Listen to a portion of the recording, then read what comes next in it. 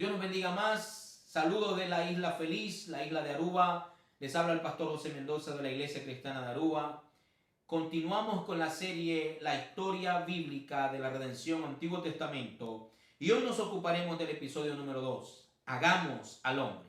La base bíblica es Génesis capítulo 1, versículo 26. Y dice así: Entonces dijo Dios, hagamos al hombre a nuestra imagen, conforme a nuestra semejanza. La historia bíblica de la redención nos muestra cómo Dios ha estado involucrado en el proceso de la historia de la raza humana, desde el origen de todo lo creado, la creación del hombre, su composición material e inmaterial, su perpetuación, su trabajo, muerte y futura morada. Podemos ver cómo la antropología bíblica nos muestra que Dios es el centro de todo y no el hombre. La caída del hombre y las consecuencias del pecado nos revelan a un Dios que se involucra en todo el proceso, desde el principio de la creación, para redimirlo y rescatarlo, proveyéndole un Salvador. Cuando hablamos de la redención no nos estamos refiriendo a un plan B de Dios. Cuando hablamos de la redención estamos hablando del plan más glorioso y el plan más sublime de Dios, que incluso se dio antes de la intromisión del pecado. A través de esta historia de la redención, bíblica de la redención, observaremos algunas cosas: la creación, la caída, los pactos y todo el proceso de cómo esta historia bíblica se va entretejiendo a través de todo el Antiguo Testamento, presentándonos una verdad donde Dios es el principal personaje de esta historia. En esta serie de sermones podremos observar cómo el hombre, en sus intentos de sacar a Dios de su propia historia, a través de filosofías como el antropocentrismo, a través del secularismo y el escepticismo, distanciándose de su creador, resultando una sociedad con tres rasgos distintivos que la diferencian de otras sociedades. Y estos son el materialismo, que hace referencia a tener cosas, consumir, y no solamente eso, sino a considerar a las personas como meros objetos o cosas. El siguiente distintivo que resulta de una sociedad que intenta sacar a Dios de su propia historia es el subjetivismo, que ve todo en relación con uno mismo, eliminando las normas de lo que está bien y de lo que está mal. Y cuando conversamos con alguna persona y queremos sentar algún precedente o presentar algún referente bíblico en respecto a valores o a lo que está bien o lo que está mal, solemos encontrarnos con esa respuesta que el individuo dice: eso es subjetivo, eso depende de ti, de cómo tú lo mires, cerrando sus sentidos a lo moral. El otro rasgo distintivo que resulta de esta sociedad que intenta sacar a Dios de la historia es el utilitarismo. Es usar a los demás en beneficio propio, donde la pregunta prevaleciente es si alguien nos es útil o no. Y en el momento que percibimos que ya no es útil, simplemente lo echamos a un lado. Esta sociedad entonces es conocida como buscadora de sus propios significados, a través de términos que se han acuñado en la sociedad como la autorrealización, el autocumplimiento, el autodesarrollo y todos los autos que usted quiera acuñarle. En la observancia de este problema al que nos enfrentamos, el teólogo Lapide califica estos términos que la sociedad ha utilizado y acuñado para distanciarse de Dios, los califica como términos de una sociedad de la egología. Por otro lado, la catedrática Jen McClary afirma que también esta sociedad en la que vivimos es la sociedad que se impone a través de lo que llamamos tolerancia. Ese término que está bien trillado, que cuando hay alguna posición distinta o algún punto que es de interés a otros y que tiene intereses políticos o intereses de conflicto de poder, se dice hay que ser tolerante. Ponga esa palabra en negritas y en mayúscula. La tolerancia, dice McClary, parece ser el único valor en nuestras sociedades. Pero este término de tolerancia no puede definirse porque esta sociedad no tiene un modelo para saber qué es tolerable y qué es intolerable. La falta de un punto de referencia para lo que está bien y lo que está mal es uno de los grandes peligros a los que nos estamos enfrentando en la actualidad. Sumando la asunción relativista tan dominante hoy en día, dando como resultado una crisis de identidad. La sociedad se encuentra en un tumulto de crisis de propósito, crisis de identidad, porque esta sociedad ha intentado rechazar a Dios y ha intentado vivir lejos de Dios porque no puede coexistir con las verdades de la Biblia. Somos la sociedad de la crisis de propósito, afirman algunos. Crisis que también, me atrevo a decir, ha premiado a la iglesia por la simpleza con la que pasamos por las partes de la Escritura, como la que nos ocupa hoy en el trama de la redención Antiguo Testamento. Cuando Dios afirma, entonces dijo Dios, hagamos al hombre a nuestra imagen, conforme a nuestra semejanza. Y de esta forma, al pasar tan superficialmente por la Escritura, al ser tan poco amantes de la palabra de Dios, entonces le restamos el propósito de Dios para el hombre cuando dijo, hagamos al hombre. Al mismo tiempo, consciente e inconscientemente, hemos tratado de deshumanizar al hombre por medio de una fe que solo intenta observar lo que es propiamente cultico y las disciplinas propiamente espirituales como la oración, la lectura de la Biblia, el ayuno, el congregarse, el aportar a la iglesia, separando la fe o el cristianismo de la vida práctica y de la vida diaria. Martin Seligman dice que tener una vida con significado o sentido tiene que ver con sentirnos conectados a lo más grande, a algo más grande que nosotros mismos. No creo que se refería a ese algo más grande como al Dios de la Biblia. Pero lo que está intentando decir este filósofo y psicólogo es, señores, no funciona la vida conectándola contigo como el centro de todo. Y yo quiero decirle que la vida pierde propósito si pensamos que solamente podemos vivirla sacando a Dios de esta.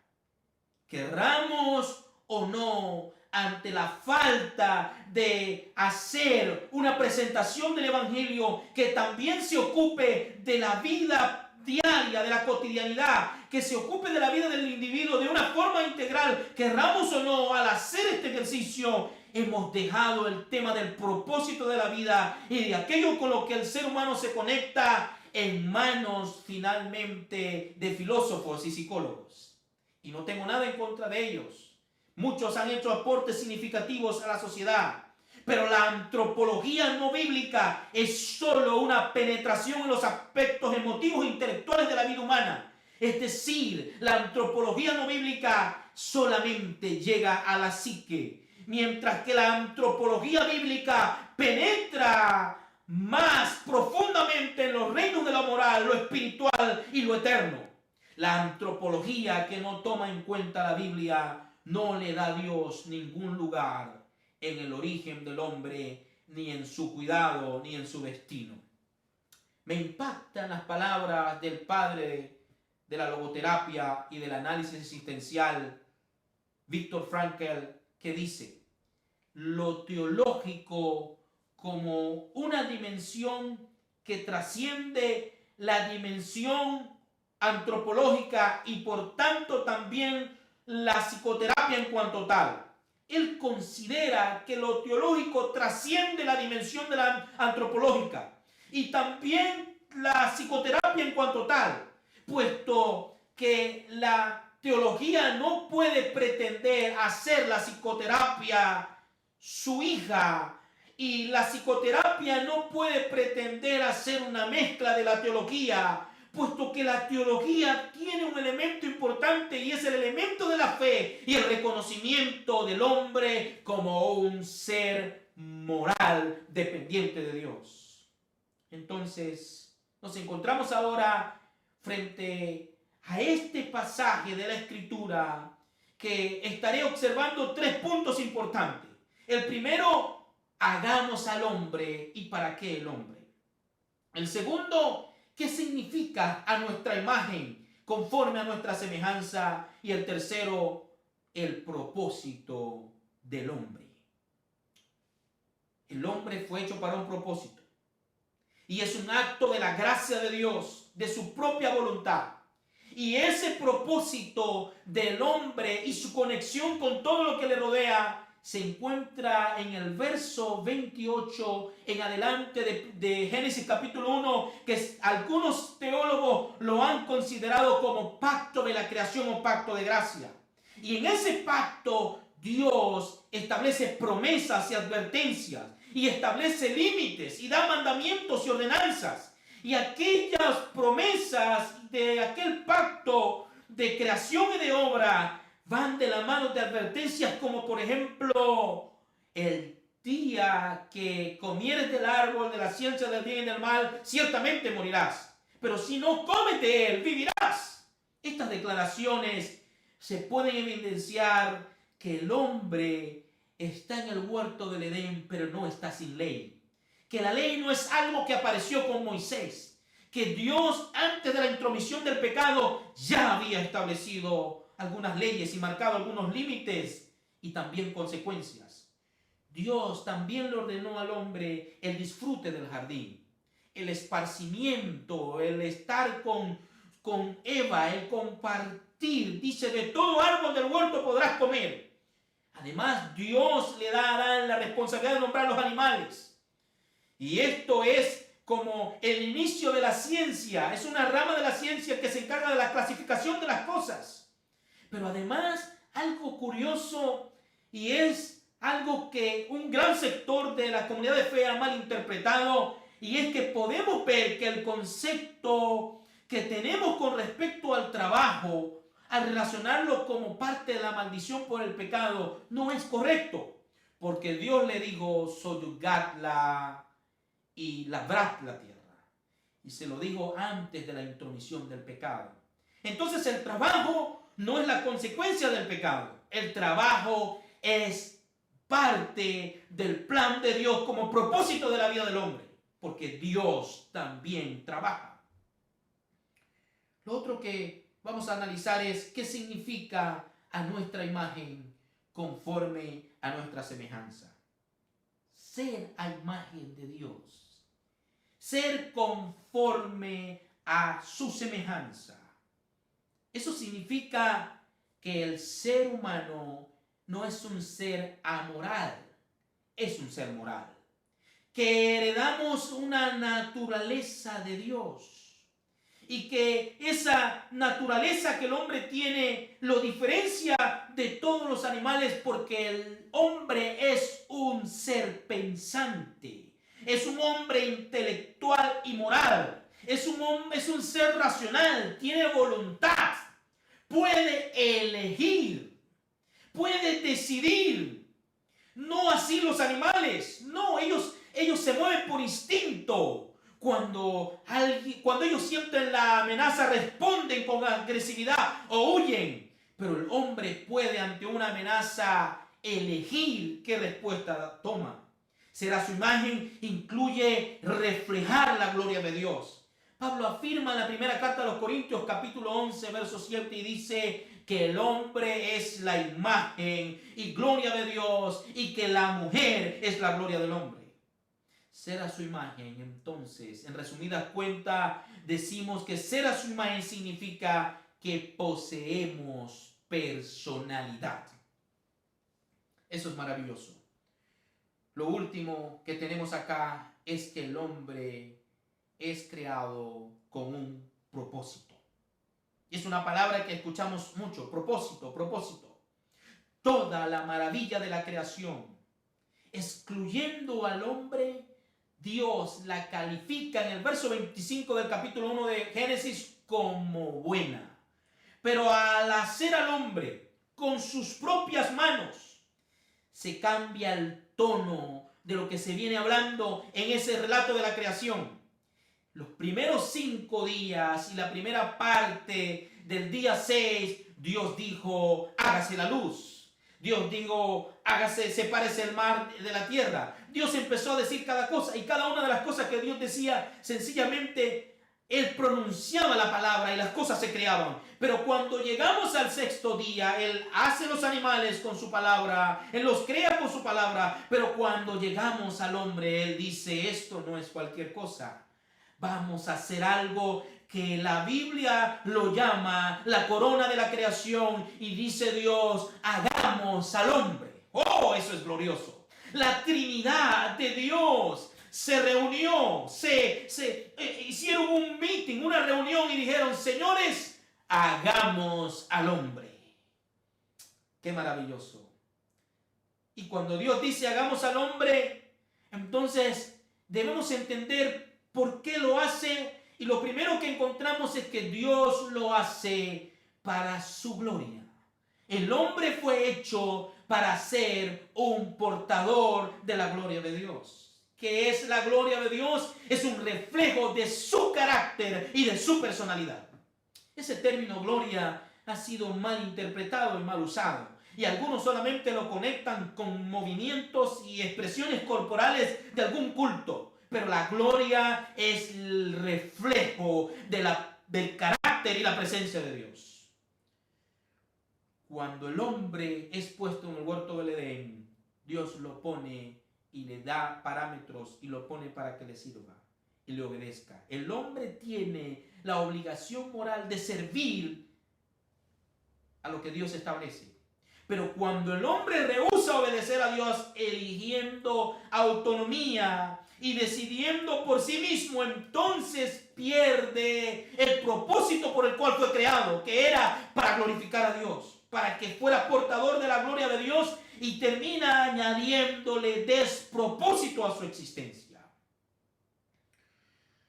El hombre más ilustre del Nuevo Testamento, el apóstol Pablo, que fue instruido a los pies de Gamaliel, escribe al respecto del propósito del hombre y de su comprensión, de donde radica el bienestar integral de éste, lo siguiente. Pablo dice, por la gracia de Dios soy lo que soy. Y dice, y no yo, sino la gracia de Dios conmigo. Es un reconocimiento que el apóstol hiciera de su dependencia absoluta para poder cumplir el propósito.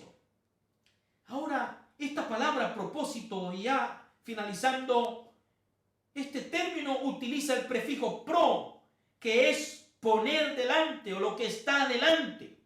Entonces el propósito es ver lo que está delante e ir hacia eso.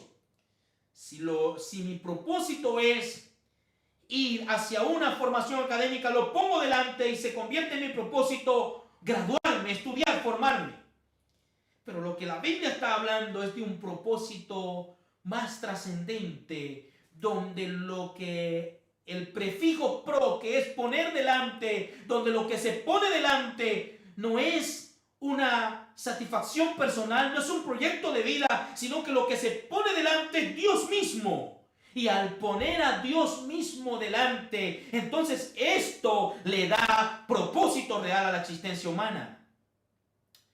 Vivimos en una sociedad con crisis de propósito. Vivimos en una sociedad que ha perdido sentido por la vida. De hecho, escucho mucha gente hablar de sentido y decir que la vida no tiene sentido, y otros que están encontrando el sentido de la vida. Y la gente que se pregunta, bueno, ¿y para qué estoy aquí? ¿Y por qué la vida? ¿Y por qué existo? ¿Y ahora qué hago? ¿Y cómo llegué aquí? No le encuentro sabor a la vida. Y aunque esta es la pregunta filosófica sin respuesta, o la que más ha tenido ocupación en el quehacer filosófico y psicológico, Jesús aparece por allá en el Evangelio según San Juan, y mientras los fariseos y los grandes maestros de la ley están allí con él, él le da la respuesta a esta pregunta: ¿de dónde soy? ¿De dónde vengo? Y Jesús le dice: ustedes no saben de dónde vienen ni para dónde van. Pero él dice: pero yo sí sé de dónde vengo y para dónde voy. Porque él dice: yo vengo del Padre. Yo provengo de arriba, yo vengo de arriba. Es decir, que al entender a Dios y al introducir a Dios en la vida humana, lo que nos estamos haciendo es un beneficio, porque estamos introduciendo al ser que le da propósito a la existencia humana. Porque si no existe Dios, no hay propósito para el hombre. Y si hay propósito, entonces existe Dios. Y si hay Dios, tiene que haber propósito.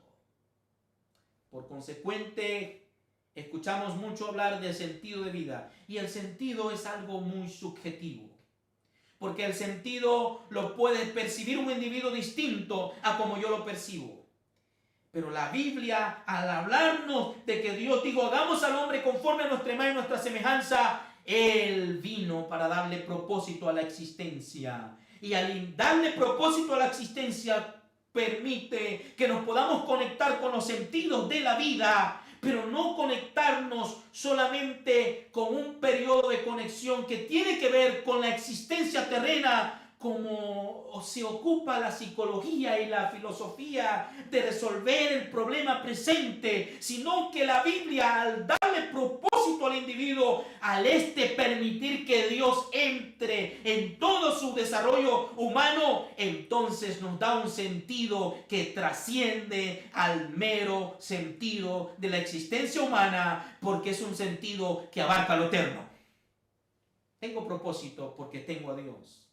Y tengo sentido porque Dios le da propósito a esta vida. Y me da un propósito terreno en mi ocupación, en mi quehacer diario, pero me da un propósito eterno. Esto diferencia la fe de la filosofía.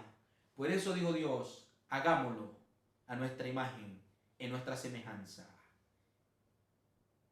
Que Dios nos ayude. Permite a Dios en tu vida, y tu vida tendrá propósito. Permite a Dios en tu vida, y ese propósito de Dios no solo le dará sentido a tu existencia terrena, sino que le dará sentido a la existencia eterna, porque encontrarás la salvación y la vida eterna. Y a lo que la muerte toque la puerta de tu vida, no habrá crisis que te haga atemorizarte, sino que estarás listo para encontrarte con la eternidad. Porque tu vida no solamente tiene propósito terreno, no solamente tiene un propósito desde una perspectiva filosófica y psicológica, no solamente tiene propósito desde una autorrealización, desde una vida separada de Dios, sino que tu vida tiene propósito bíblico y, por lo tanto, consecuentemente, propósito eterno. Oh Dios, aquellos que nos escuchan a través de la internet, aquellos que reciben esta palabra y están desorientados y se han desconectado de la vida y no saben cómo resolver ese despropósito que la vida les ha presentado, aquellos que, pensando que alejándose de ti podrán resolver sus circunstancias, y aquellas se complican más, aquellos que le han encontrado ya sentido a su vida, o porque se conectaron con valores de vida, pero no son salvos, no tienen la vida eterna, sálvales también en esta hora. En el nombre de Jesús. Amén y amén. Dios le bendiga.